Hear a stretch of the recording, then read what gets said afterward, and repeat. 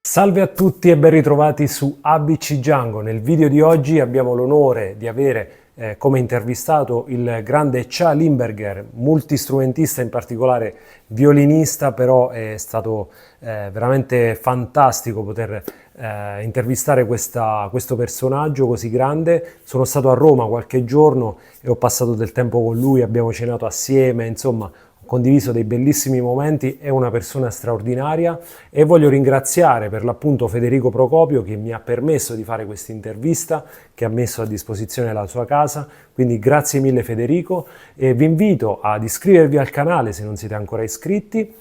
Sotto in descrizione trovate la playlist con tutte le interviste che ho fatto, quindi a Chavolo Schmidt, a Dario Napoli e a tanti altri che potete vedere, anche Josko Stefano ad esempio. E niente, vi lascio al video con Tcha e buona visione. Ciao!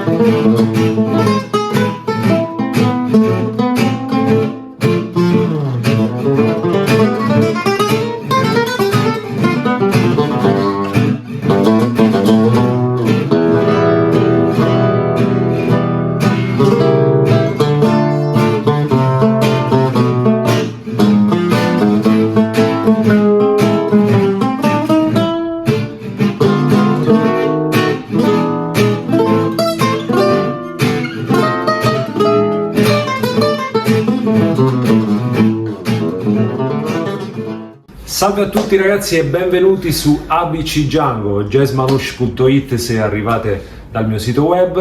Oggi siamo con un artista incredibile, ovvero Tcha Limberger. Buongiorno. Buongiorno A tutti. Mi italiano è un po' non esistente, vero? Don't worry, we will talk in English, obviously, and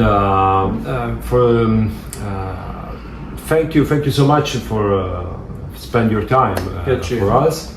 And it's a pleasure for us having on this space, and yeah, we will talk about your identity of music, your background, obviously, and how is your approach for about this music.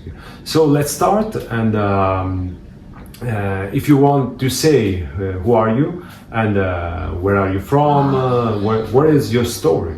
Okay, well, it started in 1977 when I was born.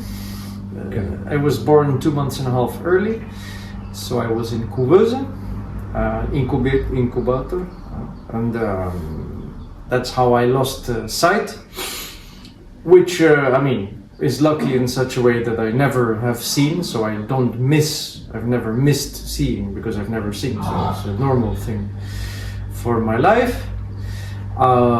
So I grew up in a family of musicians.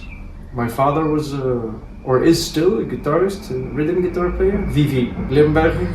Okay. He played for 13 years with the Oiseau Jazz Quartet, first with Fapi Lafertin and Koen and Michel, and then later Fapi left and then Koen took the guitar and Bill Greeno was on clarinet and saxophone, and then Jo Payal, and then my father stopped because they had a restaurant in Bruges where they still had music every month, and he was still playing with his brothers, Piotos. Sorry if I interrupt you.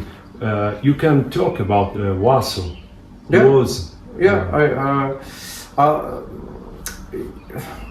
Yeah, okay, so let me just finish the family thing. So the Piotto was my grandfather, he was a violin player, and Lachoben was his brother. He played cello and violin and guitar. And Lachoben's son, one of his sons, he had 7 kids. One of his sons was Wazo Grunholz, who was the teacher of all the guitar players in the whole of Belgium and Holland, who played this style. Okay.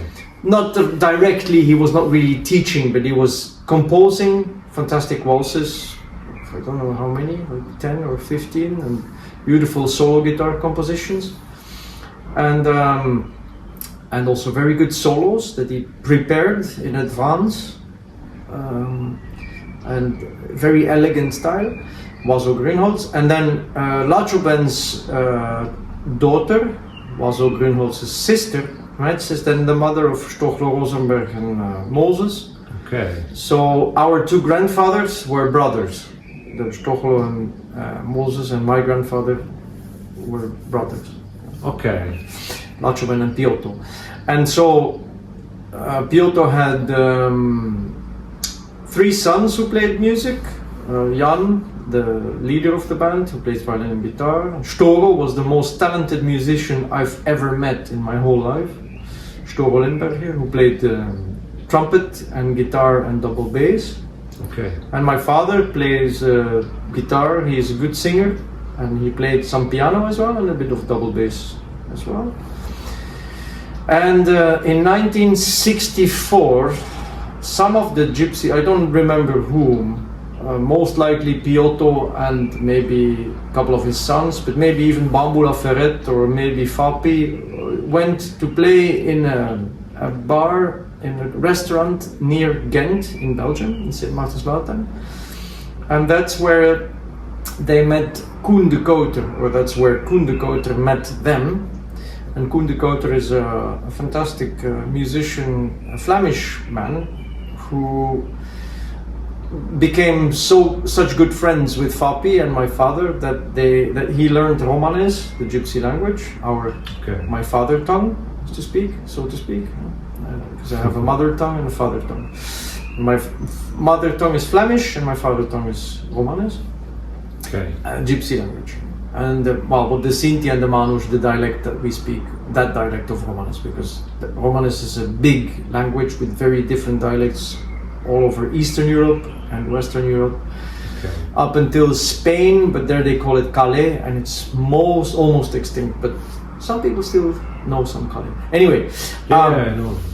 So Fapi and Koen became very good friends, and Koen also played a lot with my grandfather and with the whole family, and he decided to make his own band, Wazo Jazz Quartet.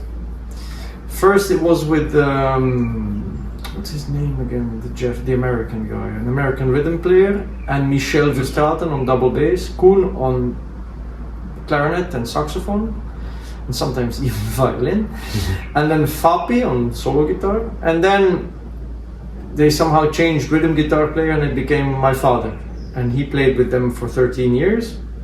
And it was one of the first bands to recreate the music of Django Reinhardt in a good, I think, really good way. Definitely the last album they made with Fapi, Live in Laren, is one of the best reproductions, I think, of Django's music. Still to today, it's a very nice live album. Good rhythm, good swing, good solos, nice sound. Not too much of nothing, you know. On the 70s, you say? I think it's 1979 or something, I'm not sure. Okay. And then Fapi left, and then Koen started playing guitar, because Koen is also a good guitarist. Very specific own style.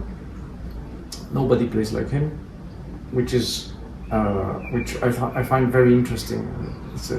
He has a beautiful vibrato, beautiful, slow, lyrical, always interesting ideas. Not much technique, but that's not needed in my opinion.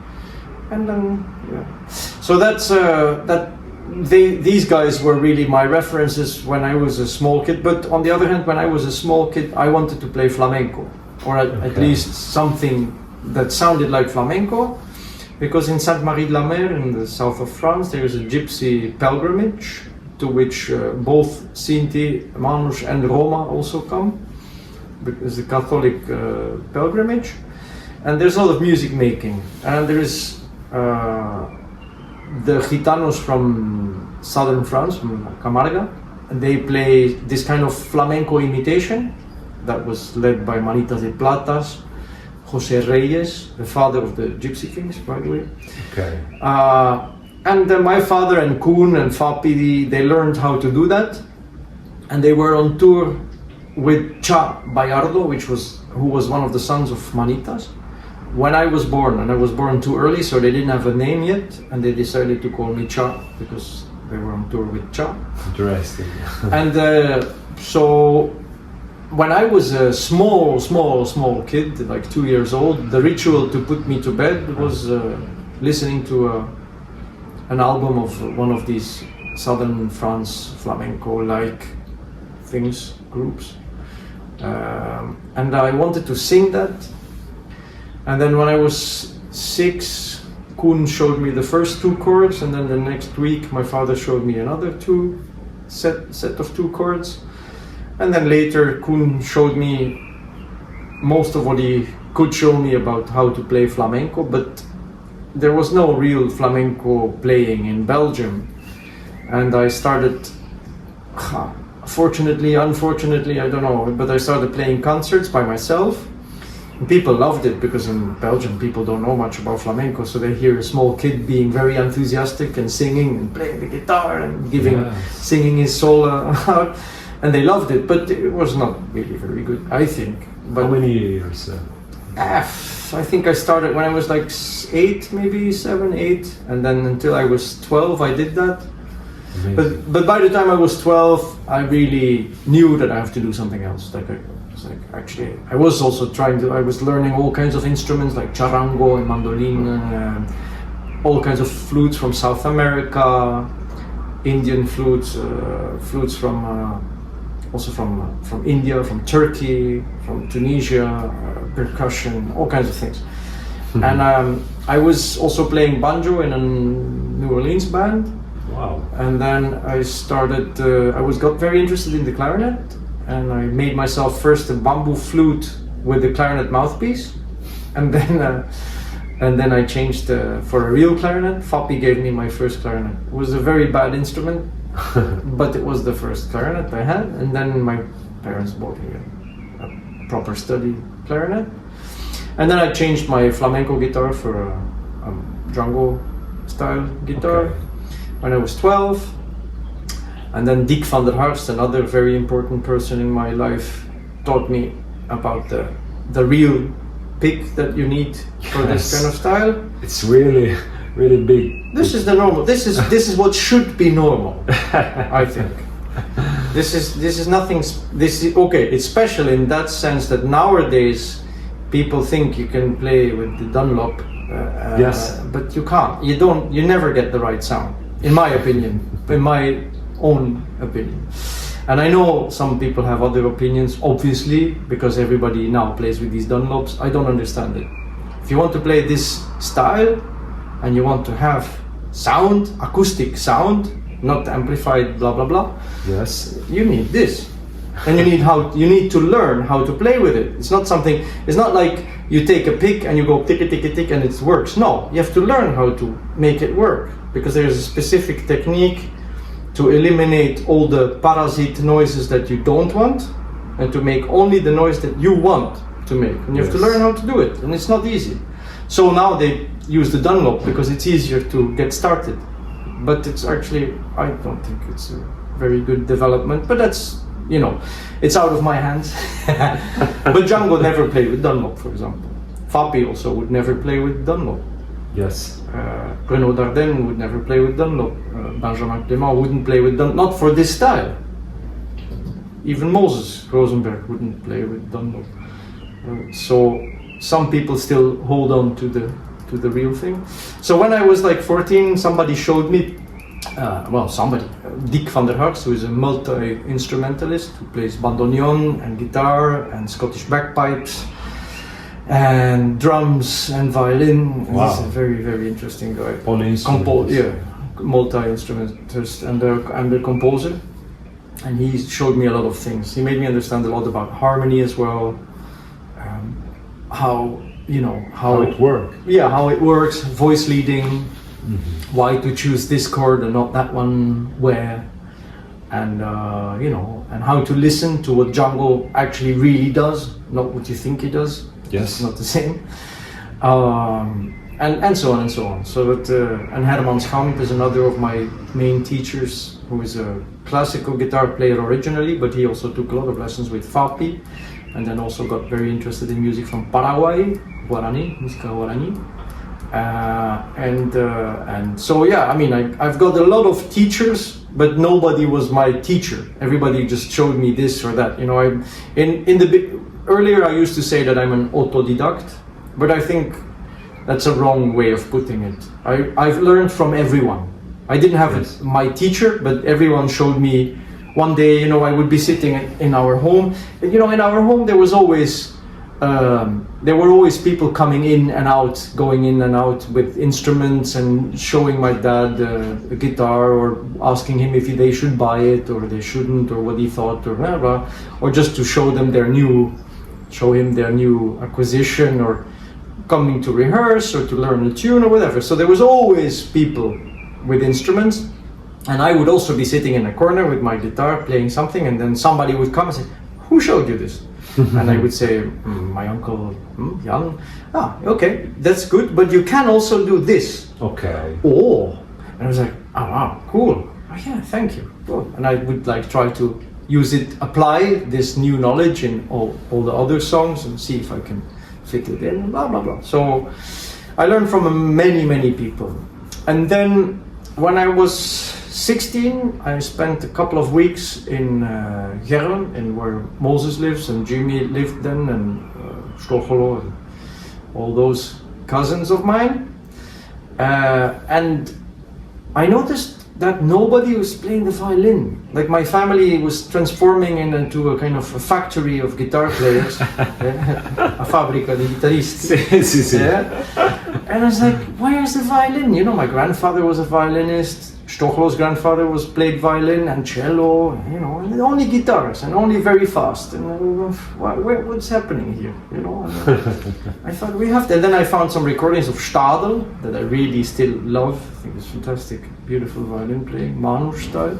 Okay. And also I started to get really interested in Hungarian music because of Horváth Toki Jula, still my favorite violin player of all times, of all styles.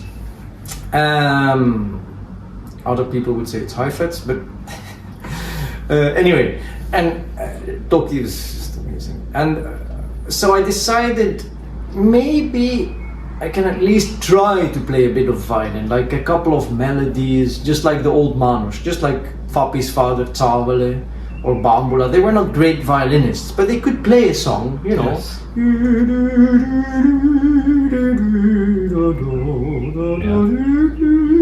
You know, just that. Yes. And I thought, if I can do that, at least I can add that flavor back to the music, which has gone out. Because now everybody plays where's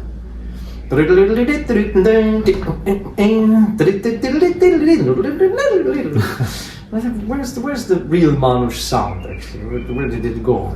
Where's the violin, and where's these old tunes also?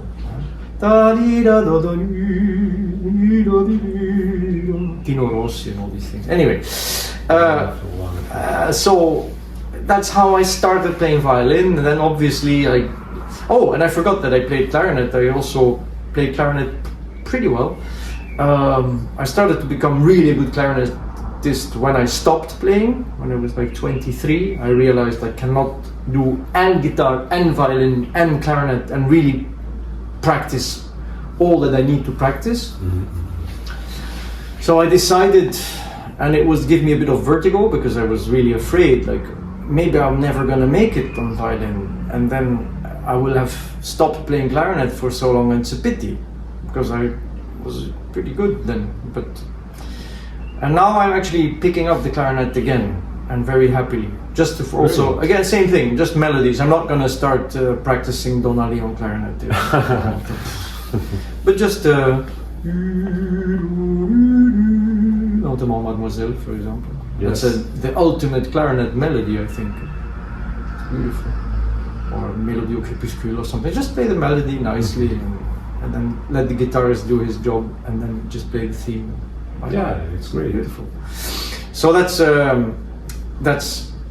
yeah. Anyway, so that's how and then violin started taking over, and I went to Budapest for a concert. We had to play a concert with Manouche songs, and we went to see because the Manouche, the older Manouche, my grandfather and Tata Mirando in Holland and Schnuckenak and Titi Winterstein, they all say they play Hungarian music.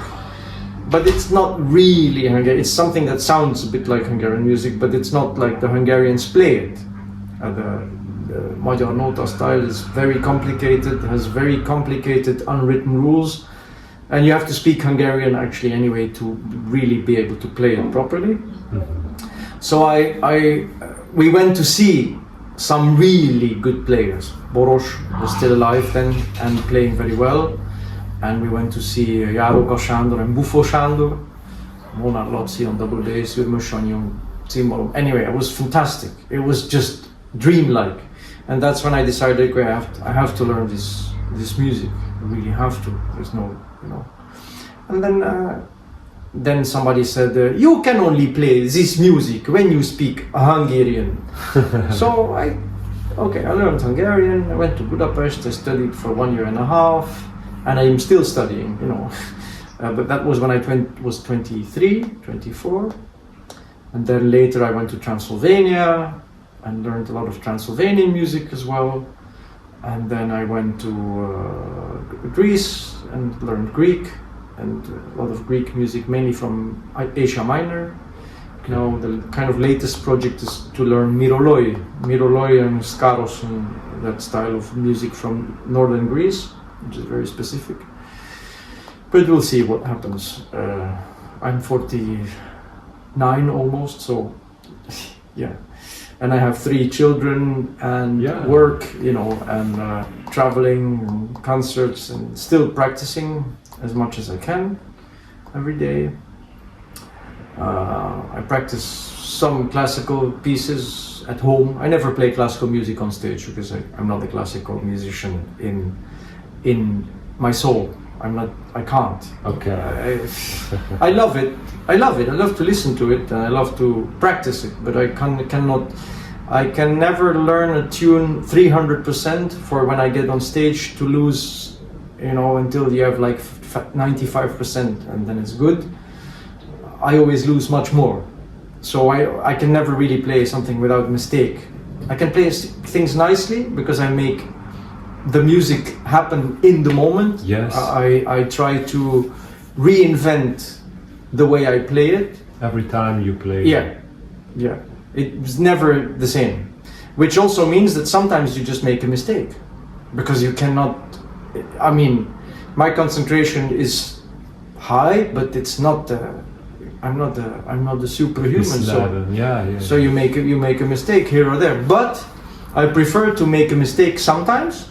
Okay, not bad mistakes, but this is really encouraging. But you need to make mistakes. There's no other way. You have to make mistakes, but you also have to. I listen a lot to my recordings, not the studio things, but if there's somebody recorded a concert or I recorded myself, I listen to see what I should not do, mainly, Sometimes you listen and you think, this is better than I thought it was. Yes. And sometimes you listen, no, I shouldn't do this. I should really not do this. It's just not good. It may be interesting for me, or maybe exciting to try to do, or it may be that was the only thing that I could think of, whatever, but I just have to remember not to do this, because it's not good. That's how you learn. So you make a mistake, and the next time you don't make it. You don't make the same mistake, at least. Yeah. I don't know, as if I knew anything, it's, you just,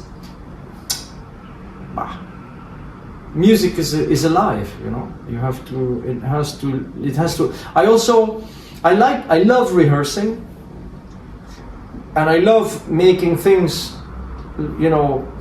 as close to what I want them to be, but in the end, musicians have to have freedom to play as well as they can play with their material. So I have to, since I'm a bit picky, I have to find musicians who play in the way I like it, because I don't like to have to say you have to do this and don't do that, and don't do this. But to some people I would like to say it because they do things that I wouldn't want to happen. But okay, then I shouldn't. The easiest way then is not to play with them. You play with musicians who naturally do the stuff that you want them to do. And I have, luckily enough, there's quite some musicians who play the way I like them to play, naturally. Yes. So I don't have to explain everything. Sometimes you still have to, and you have to rehearse. And then again, same thing, you rehearse something, okay, you set it up as well as you can, and then there is a mistake or something happens and it turns into something else. Okay, that's cool. You know, organic music has to be alive, and you have to allow for some risks. Same thing actually, but everybody has to take his own risks, and whether it succeeds or not, you have to just be quick in noticing what is happening, understanding what is happening. Next chorus I'm not going to do this because the other one does that, you know. And if the other one is as quick as the first one, then maybe they're going to be just the opposite. Like, you know. Anyway, so both are going to do the opposite. Anyway, but that's what I like about music, that it's a bit like a game you play. Yes. And you things change because somebody does this, the other one is going to do that, and then, you know, that's good. And then I don't, you know, the better musicians are, the less you have to explain actually, because they understand what you mean. And that's you know, there's how to put it, which is actually also why I don't really like jams, because personally I've jammed enough in my life, you know. I've been playing since I was 12, and mostly in jams they play the tunes that I'm not really interested in anymore. I'm not saying that they're bad tunes, you know, but there's not something that excites me. I don't find it very exciting to play Les Yeux Noirs or to play Joseph. They're alright tunes, there's nothing wrong with them, and you can play one in a set. But if you know, once there was a concert in England that we had to play with professional musicians. I'm not going to say the names because, you know. And the festival organizer came up with a set list, and it was like Les Yeux Noirs, Joseph, minor swing. What else was there? And I was like, you cannot be serious, can you? You want all that in one set? Let's get something, you know, something special in there. Maybe, you know, My Serenade, or I don't know My Serenade. You're a professional musician, you should know stuff, you know, you cannot just... Anyway, in the end I managed to, we did a couple of duos and a couple of trios, and then in the end we did, was it Joseph? I think we did Joseph. I don't remember. Anyway, we did one of them, but not all three, because that's too much. Not because they're all three minor, but just because, cannot really explain. It's like you go to an Italian and say, "Can you play me volare?" Because then you think it's Italian. You know, okay, it's all right, but there's nothing wrong with volare, but it's not. It's too common. It's not the most interesting song either. So why should you play that one? Play something more. O Sole Mio. It's also a good song, but it's not. Anyway, if you have any other questions, that's enough. That's enough. Enough is already too much. No. If you have another stories, another thing that you want to tell, this is a good place to talk, and there's people that want to listen. Of course. You know, sometimes you need one little prompting. Then I'm off again for half an hour. Now, about these subjects, I've said what I wanted to say. I'm very happy to have met Wazo Grunholz, my uncle. Yes. He taught me indirectly a lot about composition, about how to turn something into a solo guitar piece. practiced some of his waltzes. I'm very happy to have my own bands now, because when I was younger you get frustrated playing always the same things with the same people, and now I have my own bands that I can do things that are like Les Violons de Bruxelles is one of my bands, which makes very, very specific arrangements. Okay. Maybe not very modern, but new. Modern. What is modern? I'm very picky about chords. For example, a minor 7, where and when, not here and not there, and absolutely not here. Okay. If I say D minor and the guitarist plays D minor 7/9, I go, no, this is not D minor. Yes, it's D minor. No, it's not. This is D minor 7/9. I want D minor. And then they play D minor with the B in the bass and say, no, that's not D minor either. That's D minor 6. It's actually G7/9, or it's actually B half diminished, or D minor 6 with the 6 in the bass. But D minor is just a D minor without anything in there. And I want that sound. I like that sound. And by the way, if you listen to Django, he never plays D in a rhythm. Yes. When he plays a fill, he will play D minor 7/9 maybe, or Yes. as a I like the agree. big band arrangement, or the C6/9. The also like you play. Yes. Je suis seul. Just play a normal C and go with the turnaround G7 with the over D, E flat diminished, E over C, and back to C major normal, instead of it's boring. You need movement. Music needs movement. Not too much, but more than just, and so on and so on. That I can go I agree. about that. If you have a guitar here, Yes. you can go. I even think I don't understand. Like people go G major, for example. This is not G major. For me, this is actually it's E minor 7 with the G with the 3rd in the bass. Doesn't sound like G to me. This sounds like G. This is it misses so much. This is a nice. If you want to add, right? And then G minor, same thing. Many people have a problem if action is a little low on this guitar, so I cannot really make the sound that I want, but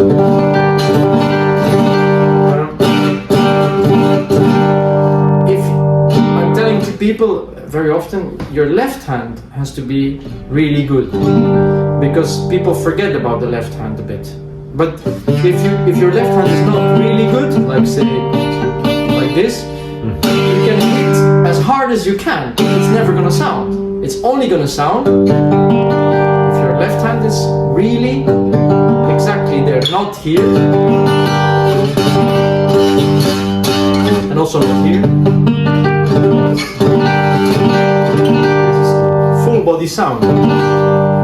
Also, when people change chords, they go, no, that's not. For example, Yes. or it's not, but it's very difficult. You have to change all the fingers. Still have to try to not. To find the precision. Yeah.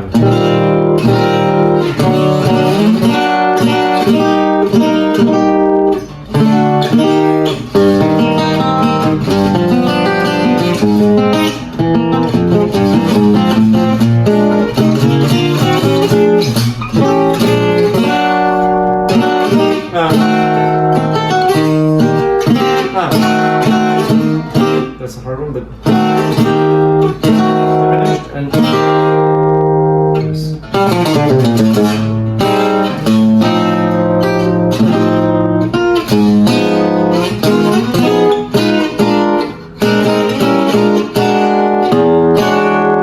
Yeah, I'm very interested in all kinds of chords, but you play minor swing.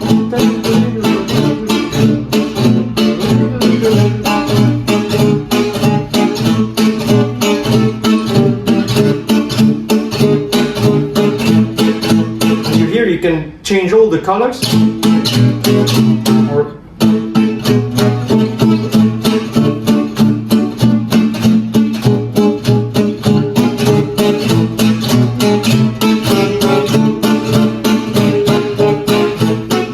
but not. It's ugly. Yeah. Or if you want to do this one, then you do. Then it makes sense.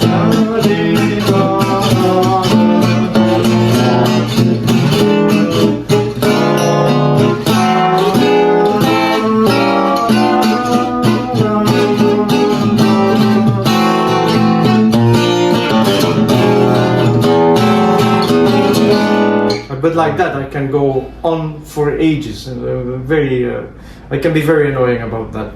Yes. Because I love chords, the right chord. I love the sound of a good. I can imagine that this approach is valid also for the solos. Yeah, exactly. That's when I was 10, my father showed me the chords to "I Can't Give You Anything But Love." Yeah. And I was like, he showed me one round, and I could do main. He showed me. And I was like, how can I play the melody? My father was like, you don't have to play the melody, you have to learn to accompany. And then when you can accompany it well, you can learn the melody. You know?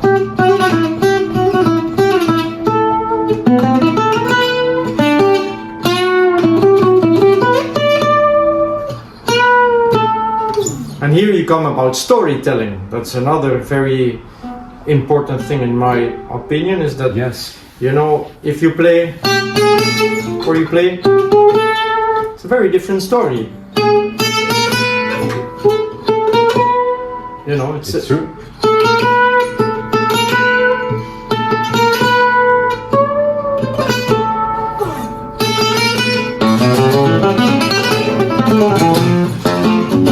Another one, typical Tcha Limberger thing.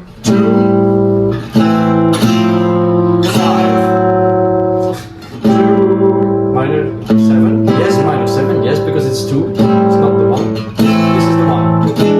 Yes, this is 2. And I call this augmented minor. Minor, like A minor. And I make the 5th go up. Yes. And it becomes the 3rd of D. Okay. It comes from Django. When he plays "What the difference a day made." That's it. That's this idea.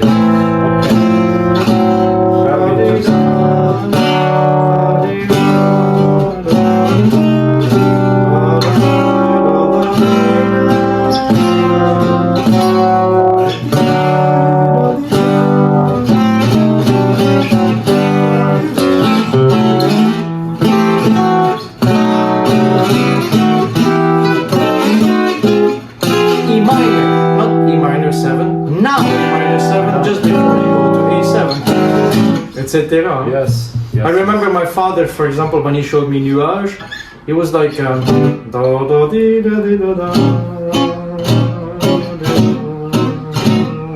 Not. He said, yeah, some people do. Yeah, I don't like.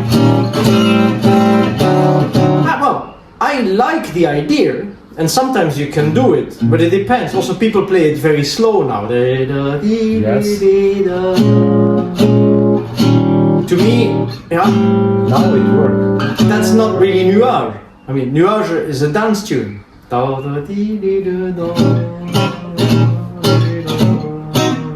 And actually it's in F. Yes.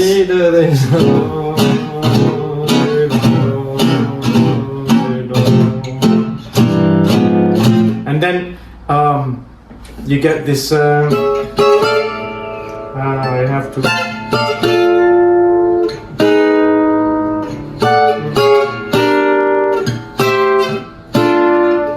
And then you get da da da dee da dee da, third part, not to the second part, but to the third. Da, da, da. These things get lost, and it's a pity.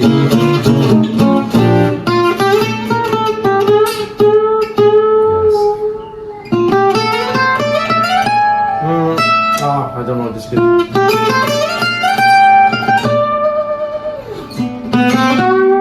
One time I would like to do to trick people, because there's a beautiful song that goes,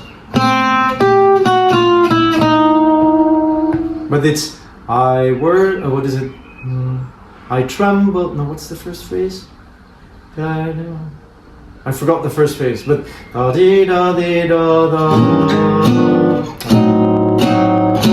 know I shouldn't, but that's the way it is.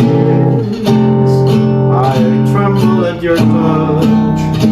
I know I said I wouldn't, but that's the way it is. So like, you would think when you start this, everybody would think it's nuage, but it's not. The ink spots. Okay. And with Ella. Okay. But that's the way it is. I can see so clearly that we will never be.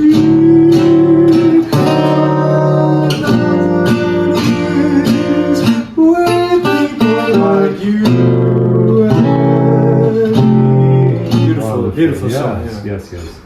Anyway.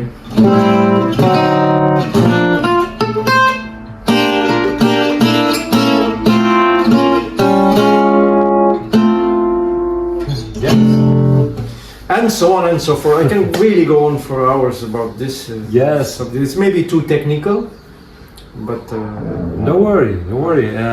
This is really good stuff for us, and I really thank you for your time and your words.